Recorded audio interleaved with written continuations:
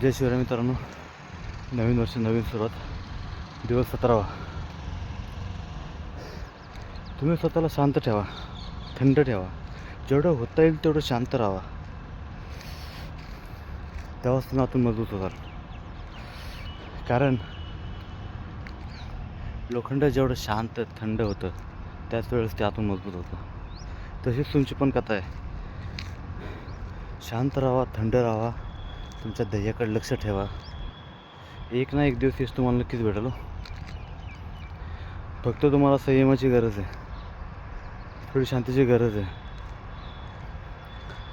ज्यावेळेस शांत होताल त्यावेळेस तुम्हाला कळेल आपलं ध्येय काय, आपण ध्येयासाठी केलं काय पाहिजे, आणि त्याच्या दिशेने तुम्ही चालत राहाल.